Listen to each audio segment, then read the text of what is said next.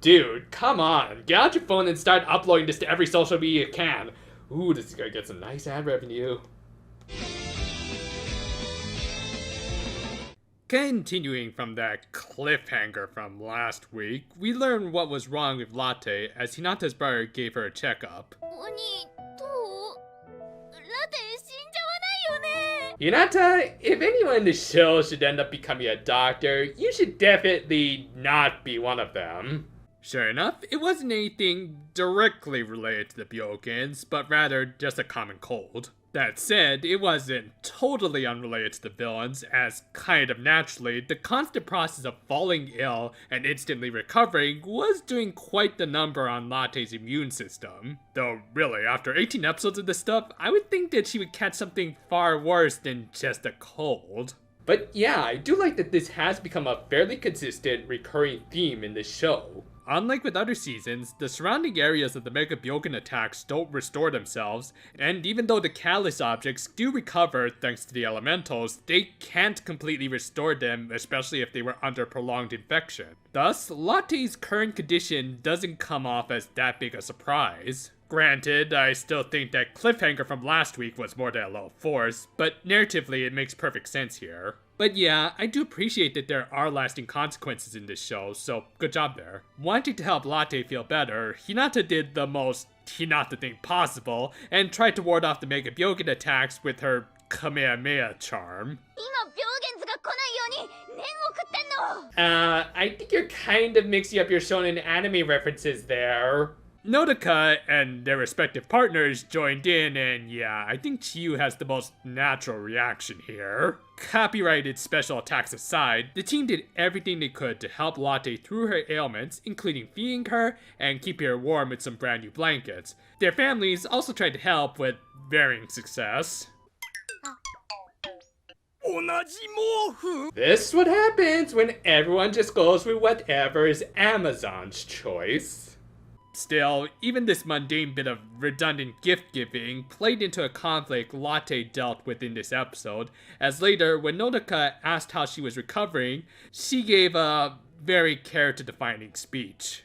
And you know, I'm often not the biggest fan of the MacGuffin babies of these shows, as they're usually both the biggest dead weight and Deus Ex Machina, and yet, I think Latte is a little different.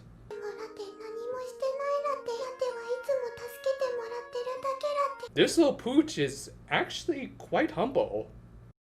While others probably did feel the same, it's nice to actually hear one of these MacGuffin babies acknowledge that they wish they could do more for their team rather than just look cute to sell toys. Latte, much like the other fairies in this show, actually had some layers to her, which did include stuff like an inferiority complex. Seeing these good people take time out of their days and even spend their hard-earned money on her did make her feel like she was more of a burden than anything else. This was in spite of the fact that she was also clearly selling herself short, as even Nodoka and Rablin acknowledged that she was very much an essential part of this team, even helping these two through their issues a few episodes back. The fact that one of these characters has experienced what it's like to have others do everything to ensure her health and well-being made this all the more a strong and moving scene. However, as this moving scene was going on, Bachi Tomota launched an attack using a windsock to create a monster. And even though I was really expecting Latte to become super ill here, she didn't react at all to it, and the Precure had to learn about it the next day after it spread to the point that civilians could notice the Mega Byokins.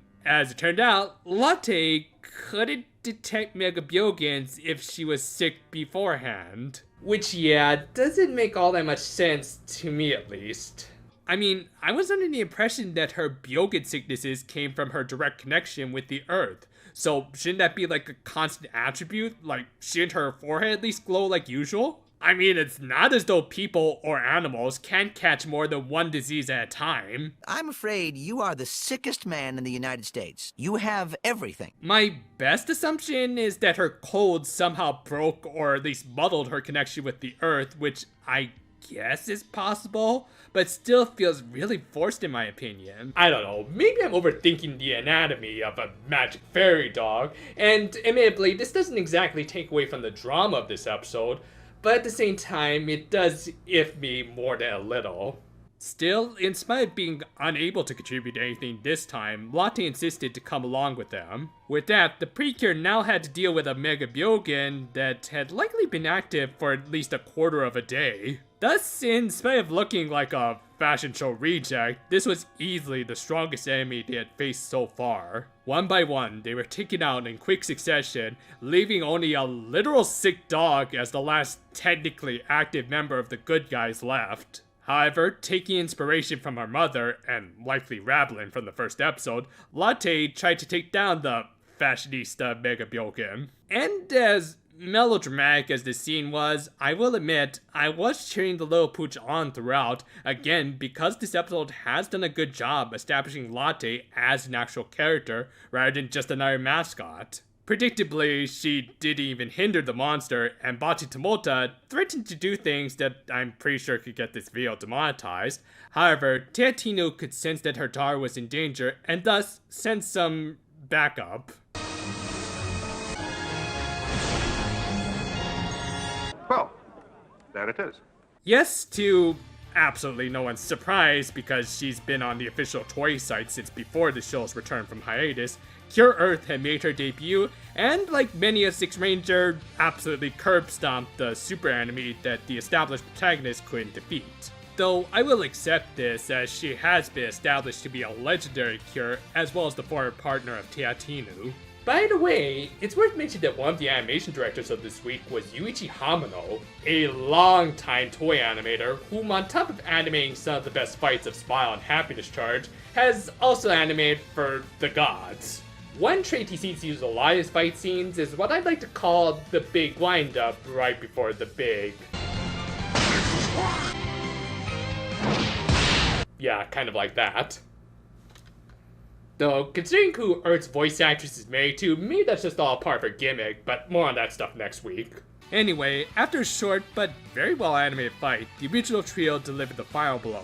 However, in spite of not suffering from the Byogen sickness, Latte still did suffer physical damage as well as straining her own cold. The team was going to get another elemental bottle to sell, use to heal her, but Earth had them covered.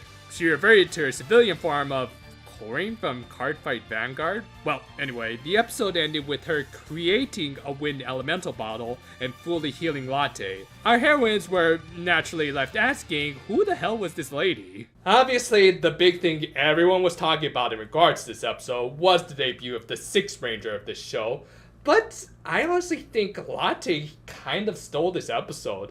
We got some great development out of her that easily puts her above some of her peers, and it's just an okay debut for her new partner. I think it could have looked a little better at least. Goes without saying, mostly thanks to people hacking the Latte toy, that she is going to get promoted to active fairy partner starting next week.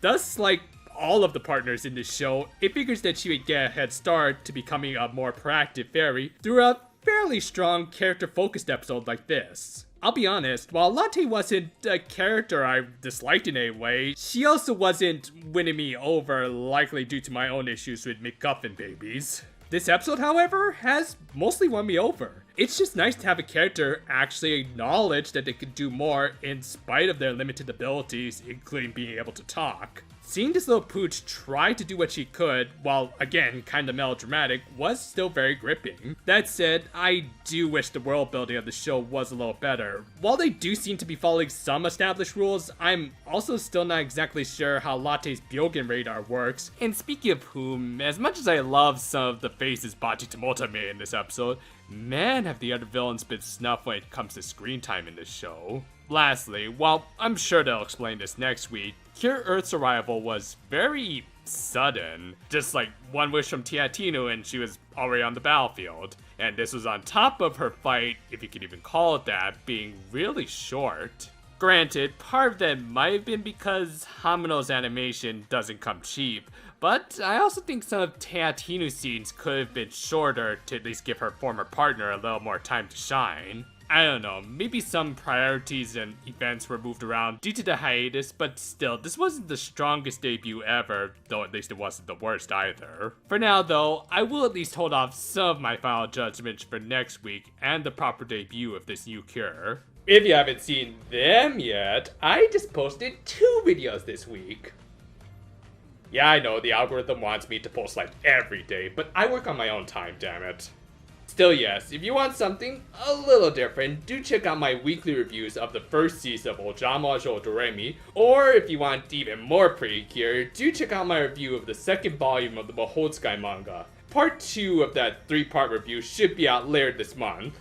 Look forward to it, and until then, though, farewell for now, my friends, and,